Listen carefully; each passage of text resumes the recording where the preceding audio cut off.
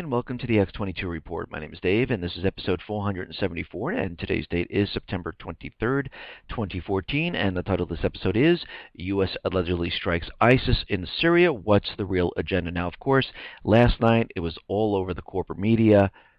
President Obama authorized strikes in Syria to get that Islamic State. Now, the question is, really, what's the real agenda going on here? We know the goal is to remove Assad. That is the real agenda. Now, of course, the president was out there, and he was saying that the world is behind the United States. We have the coalition, the unity of all these nations, these 5 Middle Eastern nations that helped us go into Syria and bomb the Islamic State. No, these nations, the Middle East, have the same agenda as the United States, and that agenda is to remove Assad and then get into Iran. That's it. The real story here about the coalition is that it fell apart. UK, Germany, France, Australia said, no, we will not join you. We will not go and strike Syria. We will be breaking international law. Syria has never attacked us. The Islamic State has never attacked us. It is a sovereign nation. We're backing out at this time. That is the message around the world. Not that the Middle Eastern countries went along with the United States to go into Syria to remove Assad or to fight the Islamic State, as he's saying. So we can see right now he's trying to spin this in a way where it makes it look like the United States has the right to go in there. Now, what is the real agenda? The real agenda here was trying to provoke Syria into doing something. The real agenda was to clear out certain areas in Syria. Now, of course, they made up additional terrorist groups in these areas, and they're saying they're focusing most of their weaponry on these terrorist groups and not really on the Islamic State, which kind of really takes the burden off of the United States going after the Islamic State, because now they're focusing many of the Tomahawk missiles on this other terrorist group, which they kind of just made up out of thin air. And we can see they don't want to really attack the Islamic State because they need the Islamic State.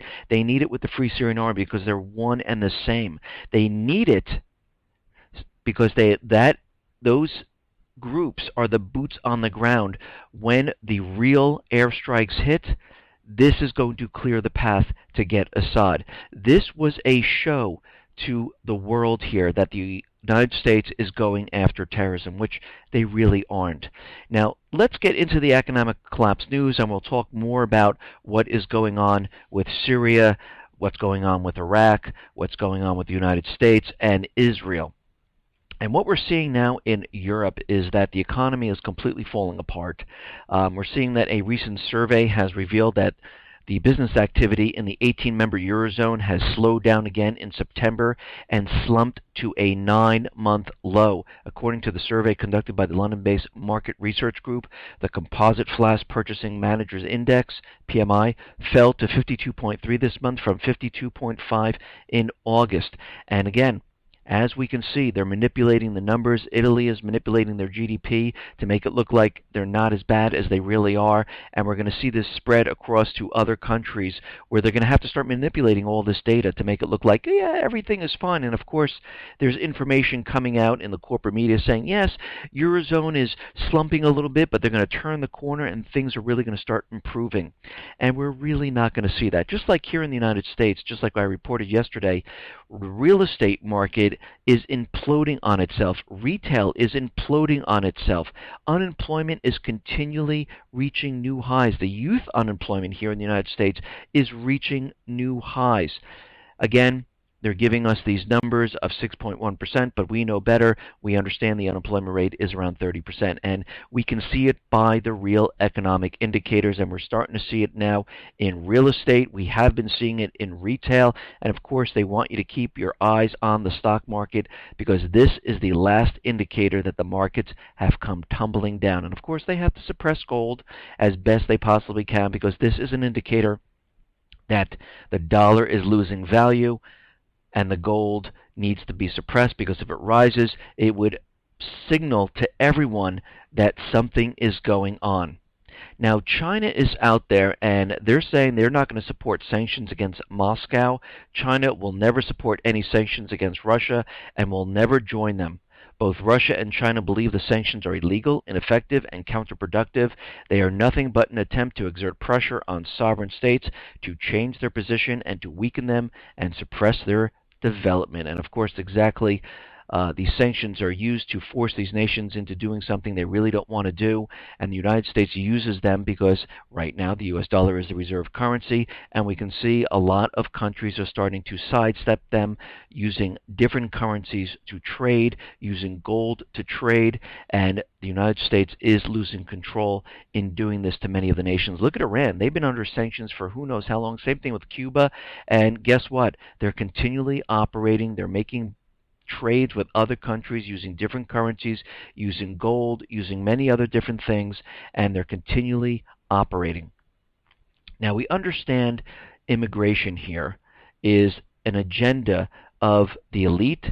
It's an agenda of the Obama administration, which, of course, he's a puppet of the elite, or I should say the central bankers. And we can see right now that this is absolutely true, because we understand that Obama decided not to put his executive order through until after the elections, and the reason for this is because he realizes this is really not for the people, and this is not what the people want. But what's very interesting, we can see by a survey that was conducted that most of the everyday American does not want open borders, does not want to give the illegal immigrants amnesty. And what we're seeing is that many of the corporate, many of the elite, many of the 1% want amnesty.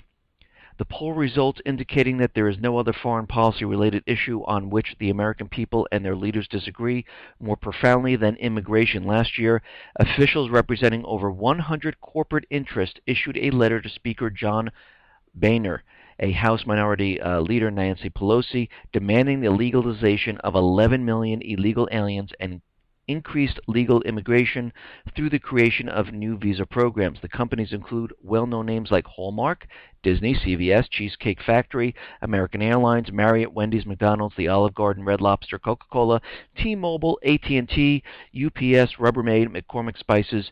These are just a few of the companies that want all these illegal aliens to get amnesty. The big money has always been on the side of amnesty and increased immigration. Obama has apparently decided that lawlessly going it alone after the midterms to avoid voter backlash is the only way to accomplish the elite agenda, and amnesty and high immigration is confirmation that he is well aware his plan is widely unpopular with the American voter. That President Obama would lawlessly bring in more cheap labor at the request of corporate interests at a time when tens of millions of Americans are unemployed speaks volumes. So basically, he's pushing this through not because the people of the United States want it, because corporations, the 1%, the central bankers, they want this. They want the cheap labor in the country. And this is exactly what he's doing. This is why the borders are open. This is why all these illegals are coming up. And they're fulfilling many different agendas with this. They're getting working papers so they can work for all these companies. They're getting Obamacare so they can boost the Obamacare numbers. They're going to give them subsidies once they get a job and say, oh, they're making, minimum wage, or they're not making hardly anything. They need subsidies from Obamacare, and the corporations don't have to worry about giving them health insurance because they'll go on the exchanges.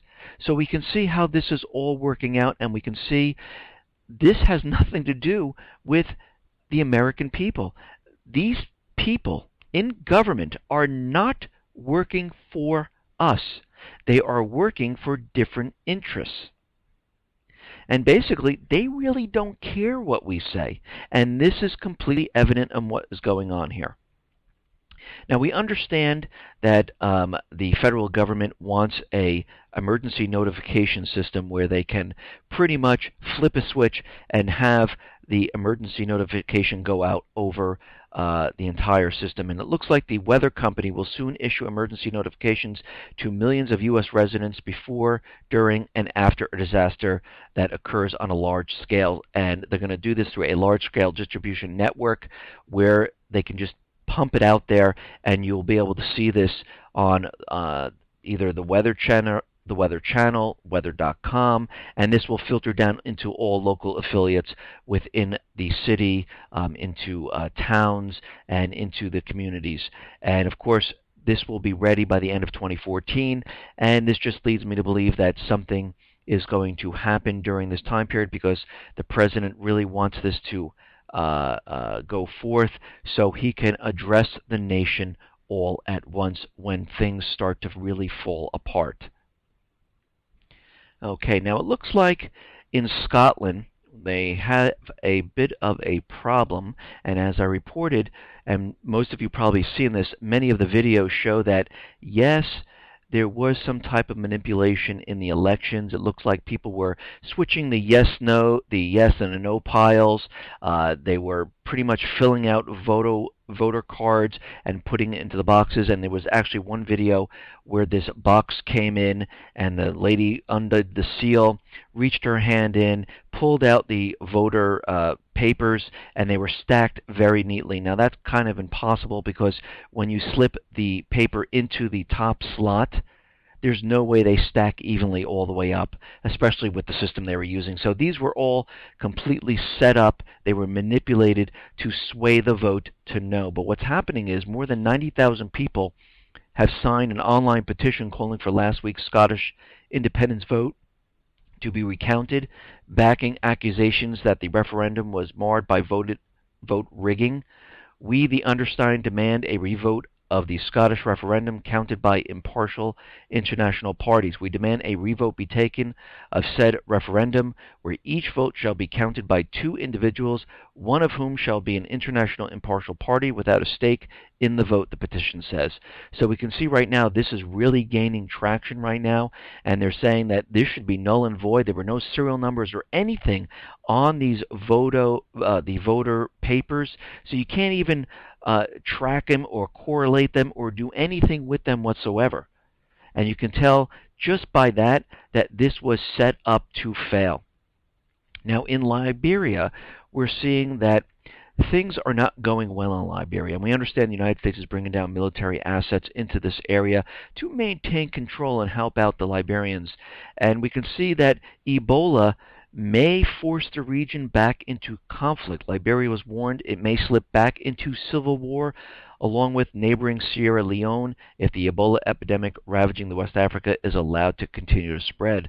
The world cannot wait for Liberia, Sierra Leone, and Guinea to slip back into conflict, which could be the result of this slowness in response. And they want more military assets there. They're calling in. They need more loans. The economies are failing, and we can see right now the agenda is working. They decimated the economies. The governments don't know what to do. They're calling in the U.S. military to come down into these countries to help out. Now, the CDC is out there, and they are saying that, the situation looks pretty bad here. And they're reporting that this could branch out into about 1.4 million Africa Ebola cases by January. And CDC is about to release its Ebola epidemic scenario tool that suggests up to 1.4 million infections by mid-January. The World Health Organization report also, for the first time, raised the possibility that the disease would not be stopped but would become epidemic in West Africa. CDC says releasing modeling to project Ebola scenarios. CDC saying that, yes, cases could reach between 550,000 to 1.4 million by January of 2015. CDC says still possible to reverse the epidemic. CDC says immediate actions can help bring Ebola cases down. CDC says need to scale up Ebola treatment centers ASAP. And of course, they want the U.S. to take precautions because of this spread of Ebola. Now, I decided to go back and I was curious what happened back in 2009 when they told us there was a swine flu epidemic. Now, the CDC, again, was out there doing the same exact thing. They created these computer models, which I hate to say this, but these computer models are meaningless. You can input any number and say, yes, increase it by a factor of so, and all of a sudden you have, by this date, you have this amount of number. If you change the number that you want, it'll be a little bit lower. So they're kind of meaningless with all of this, because back in 2009, the CDC was saying that yes, they created a computer model and we're going to go into an epidemic. The swine flu is really rampant among the people. It's out of control, and they were estimating that there were going to be almost 600,000 cases in the United States. Well, what happened? Anyone see the swine flu? It all of a sudden disappeared. Now, the question is this a scare tactic at this point? Are they doing this so the American people and the people around the world say, oh my God, something's out of whack, we need more military assistance in these countries, we have to protect them from going into civil war, their economies are crashing, we need to bring in the bankers to help, and we've already seen this happen, we've already seen military down there, we've already seen the bankers down there, and it seems like they're really ginning up the fear part of this.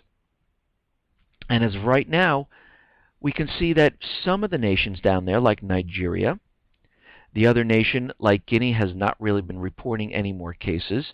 Sierra Leone did a lockdown, and they found about 150 more, and they're saying that it's pretty much contained at this point. We're seeing Senegal is pretty much contained. So it seems to me, and we'll have to watch this, because again, this is a virus, this is, running rampant, and it's very difficult to control, and it could spread, and they're trying to keep it in this area. And if you notice, it's still in those countries that have those huge discoveries of natural resources. It really hasn't spread to anywhere else at this time. Yes, we see one or two little cases popping up here and there, but it's not spreading the way they have said. And we'll have to watch this carefully, and so far it's seeming like this is definitely a tactic that the central bankers are using to get into these countries. Now, we understand that a new president was elected in Afghanistan, and Karzai gave a farewell speech. And basically his speech is this, that his 13 years with working with the United States, he has said that America invaded Afghanistan in 2001 for its own interest and never really wanted peace in the region. The United States only wanted a war in Afghanistan because of its own interest, and the Pakistan colludes with Washington to back perpetual violence in his country. If America and Pakistan really want it, peace will come to Afghanistan, Karzai said. War in Afghanistan is based on the aims of foreigners. The war in Afghanistan is to the benefit of the foreigners, but Afghans on both sides are the sacrificial lambs and victims of this war. And we know this for a fact, that this is exactly what they're using Afghanistan for. It is a strategic location. China is there helping the Afghan people. There is a huge copper mine. There's a huge lithium deposit. They grow poppies there, which they create opium with to pay for their covert operations. They want to keep the troops in this area, and this is why the United States spent a lot of time with these elections in Afghanistan, and they're just waiting for the signature so the troops can remain inside of Afghanistan. They're doing the same thing in Iraq. They're putting a lot of pressure on the new prime minister. They want the bilateral support agreement signed, which will give immunity to the soldiers, which means soldiers will be allowed back into Iraq because they never wanted the soldiers to leave in the first place. Maliki said, listen, I'm not signing this agreement, I want them to leave, and Obama, of course, ran with this and said it was his idea. Now, it looks like Ukraine is getting ready to negotiate an interim market gas price on their Friday talks. Ukraine is ready to negotiate an interim price for Russian gas, which would be a market one during trilateral gas talks in Berlin on Friday. And of course, as we know, they do not have enough gas to get through this winter. Yatsenyuk went down to South Africa. He bought up about $1 million worth of coal to keep this whole thing running. They've been trying to siphon off a lot of gas from Poland, Slovakia. They're trying to do that reverse gas flow to fill up their tanks underground, and it really hasn't been successful at this time. So it looks like they're breaking down, and they're saying, listen, we're going to have these talks because we're getting close to winter, and the people are going to freeze. The people are the ones who are going to suffer. But it looks like the Ukrainian economy is so bad now, it is imploding on itself, and they cannot stop it. Ukraine's central bank just instituted restrictions on their currency, which is capital controls. Central bank forbids companies completing FX payments on import contracts if they don't actually bring goods into Ukraine. In other words, the money concentration into a select few government-approved and controlled asset classes has begun. For those who are unsure what this means and what happens next, just look at Cyprus. So we can see right now they're locking it down. They don't know what else to do. Everything is collapsing. Their currency is falling apart. Their economy is falling apart, and they are just riddled with debt from the IMF and the World Bank. So the central bankers basically did what they had to do. They stole their natural resources, their gold. They put the country into debt. They pretty much messed it up. This coup d'etat worked out really, really well for the people of Ukraine. Now it looks like right now that in the UN Security Council, the U.S. and Poland are trying to do something right now. And other countries are trying to do this also. Several countries are hoping to launch a program to reform the UN Security Council. The reforms are not going to be in Russia's favor. A touchstone has already been thrown through the Trojan horse of the USA and Poland. Poland and the USA would like to take away the veto right of Russia when it comes to Ukraine. Now again, the UN Security Council is set up. Russia has veto power. The United States has veto power. And if you notice, every time someone brings something up for Israel, U.S. is always out there saying veto, veto, veto. And of course, when something comes up with the Ukraine, Russia's out there saying veto. And it looks like the U.S. and Poland are trying to maneuver and do something to get the veto power away from Russia so they can't veto on pretty much anything. And again, the strategy is to get the war started, and they'll use any tactic they have to do this. Now, it looks like the old Yemeni president that was kicked out or resigned, pretty much kicked out because the tribes of Yemen pretty much rose up and he had no alternative. And he vowed to restore state authority and warned of civil war. And of course, the new Yemen president was out there saying, this is a great day. The entire nation now is coming together. It is run by the people and not by the puppet regime. And we can see right now this is going to be a huge problem for the central bankers of the U.S. government because the Yemen people have taken over their country. And of course, the former president is warning about civil war, and we might see something ginned up to create havoc within Yemen. But again, the people do have control at this time, and the same thing is happening in Libya.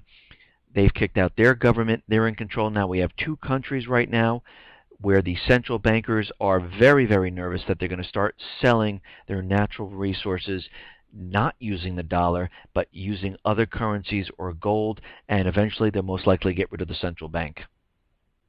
Now, as we know, the U.S. decided to go into Syria and bomb all different targets inside Syria. Now, Iran keeps offering their assistance to the U.S. Syria is offering their assistance, and Russia is offering their assistance.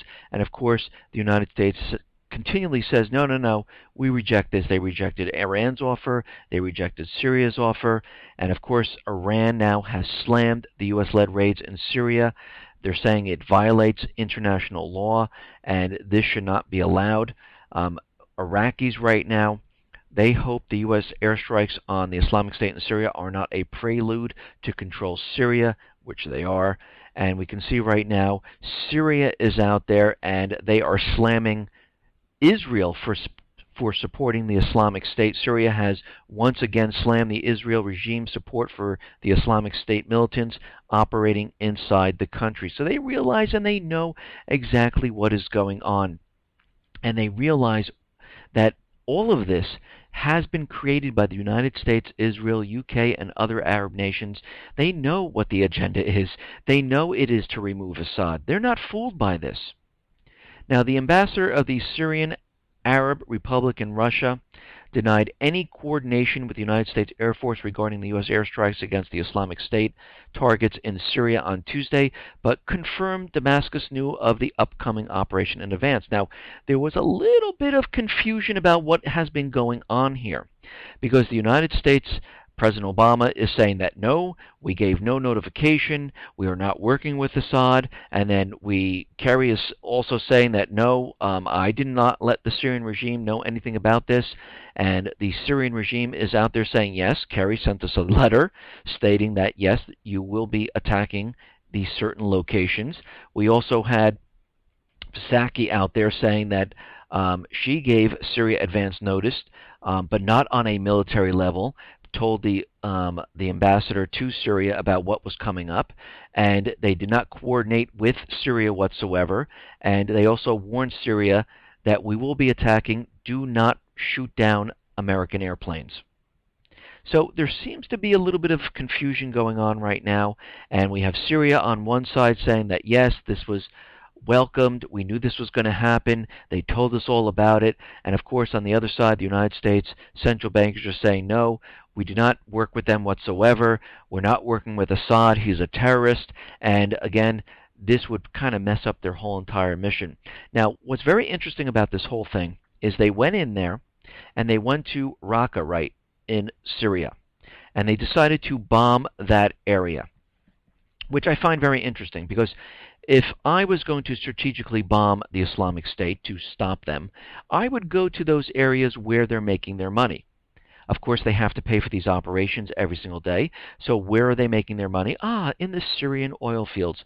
So I would go to those areas and remove their money-making oil field area. Just get rid of it.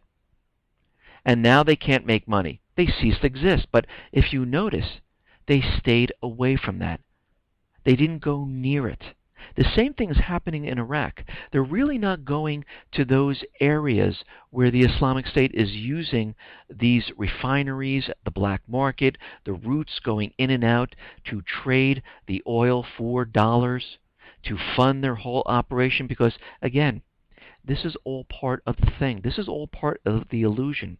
Now, Israel is out there, and they're saying they downed a Syrian aircraft in Israeli space, but it really wasn't. It was in the Golan Heights of the Syrian section. And the reason why they did it, it's because the jet was in a threatening manner. Well, that's the definition of a fighter jet. They are threatening. But again, did they fire upon Israel? No, they did not.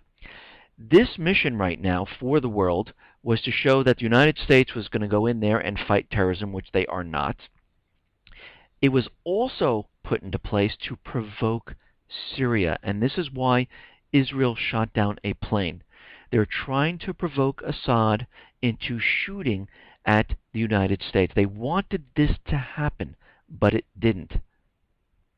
And of course, what they're saying is that, yes, we went into Syria, we bombed the Islamic State, but if you notice, most of the attacks in there were not done on the Islamic State. They were done on the Khorasan terrorist group. A lot of the Tomahawks missiles were focused on this Khorasan terrorist group. Now, what's very interesting, in Iran, there is a region, a northern and southern region called Khorasan.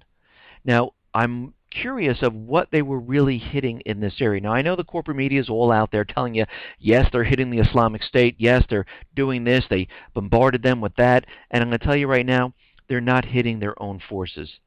Yes, they might take out a couple, but they need these people. They're funded by all of those Arab countries. Israel has Elliot Shimon, who's Baghdadi, who's the leader, who's trained by Mossad. They're not taking out this group. They need this group. The Free Syrian Army signed a non-aggression pact with this group. So they were hitting something else. It could have been the Iranian National Revolutionary Army that they call Khorasan, or it could be other Iranian fighters that were there that they call Khorasan. But we can see right now they've had many different agendas here. One, to provoke Assad. The other one is to really push the agenda of terrorism. This just went up 3, 4, 5, 6 notches now. Because what is the response of the Islamic State? Or Khorasan, which is much, much worse than the Islamic State. Yes, their agenda would be to hit the United States. So we can see right now, this is what all the government officials are out there saying. This is what the corporate media is out there saying. And what we're going to see is more of this propaganda flood the corporate media. The government officials are going to be out there saying, we're going to have an attack, and it's imminent. It's going to happen at any time.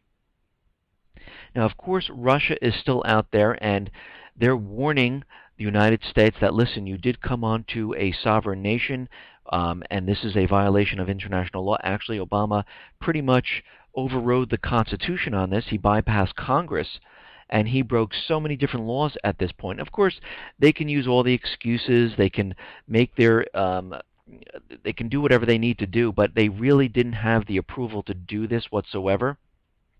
So basically, Obama ignored Congress, he ignored the UN Charter, he ignored international law, and went ahead and did whatever he wanted to do at this time. Now, at the same time the U.S. was bombing Syria, what's very interesting is Russia was having a drill of 100,000 troops, and they were putting them through their paces in the biggest drill ever.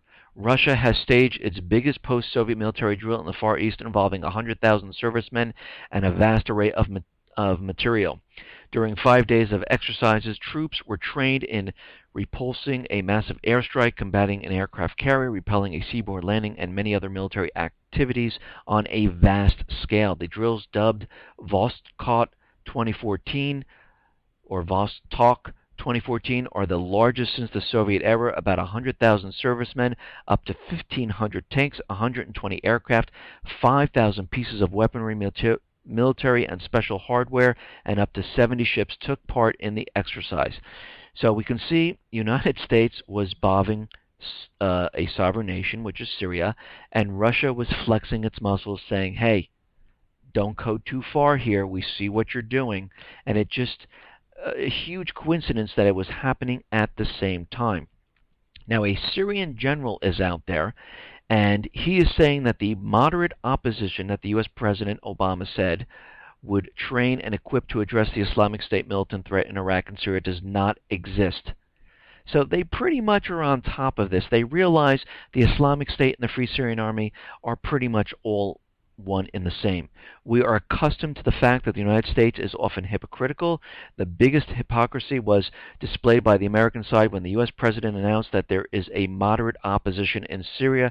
However, this was nothing more than a figment of his own imagination. And of course, this is to play off all the reports that, oh look, the United States is funding the Free Syrian Army, which is made up of Al-Qaeda, the Islamic State, and other terrorist groups. How could this be? And this all of a sudden they said, oh, no. These are the moderates over here, and these are the terrorists over here, and we're only funding them and giving them military aid. So they kind of separated them, and this is where the Islamic State came about. They were trained in Jordan. They were equipped with anti-tank, anti-aircraft weapons. As soon as the elections occurred in Syria and Assad was reelected, all of a sudden the Islamic State moved into Iraq to cause complete chaos.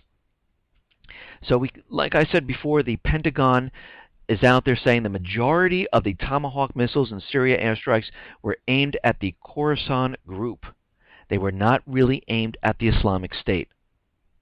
So we can see what's happening right now. Intelligence reports indicated that the Khorasan group was in the final stages to plan to execute major attacks against Western targets and potentially the U.S. homeland.